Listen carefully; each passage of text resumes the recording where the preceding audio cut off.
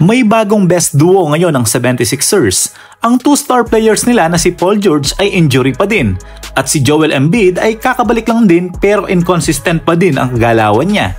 Pero ang good news ngayon sa 76ers ay 3-0 na sila ngayong season. At ang may kasalanan walang iba kundi ang best duo so far ng team na si Tyrese Maxey at ang 3rd overall pick na si VJ Edgecombe. Grabe to, tara i-breakdown natin sa video na to. Like and subscribe ka na din para lagi kang updated ka ballers. Salamat po.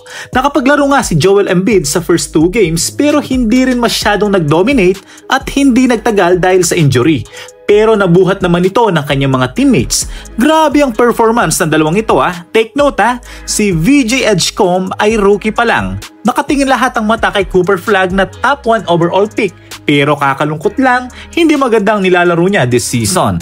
Hype nga lang daw siya. Pero etong rookie ng 76ers, grabe, mamaw ang performance, parang hindi rookie ang galawan. Sa first 3 games niya as rookie ngayong season, nag-average siya ng 25 points per game, 5 rebounds at 6 assists per game sa 50% field goal. Rookie bang galawan yan? Parang deserve nito ang first pick At si Tyrese Maxey naman ay nag-average ng 37 points per game, 4 rebounds and 7 assists per game sa 46% field goal. Underrated duo ba ngayong season? Ang 2-star players nila ay laging prone sa injury. Malamang mga ilang season lang baka itong dalawa na to ang bubuhat sa 76ers Na-break nga ni Edgecombe ang record ni Allen Iverson sa debut game niya sa NBA na 30 points. Samantalang si VJ ay 34 points ang nagawa. Eto pa, nabit pa niya si LeBron James sa nagawa niya sa debut game niya sa isang quarter na 12 points lang.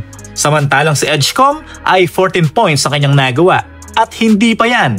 Ang nagawa niyang 34 points sa kanyang debut game ay 3rd most ever in an NBA debut in league history, behind Wilt Chamberlain and Frank Selby. Grabe ang tandem ng dalawang player na to. Di napapagod sa loob ng court. Si Tyrese kilala as dynamic guard at ang nagpapakilalang rookie naman sa kanyang scoring instinct and versatility. Kaya kapag nasa loob ng court, tamang timpla talaga ang nabibigay nila sa kanilang koponan. Sila na ba ang best duo ngayong season? Anong masasabi mo, kaballers? Comment your thought below. Don't forget to like and subscribe. Thank you for watching.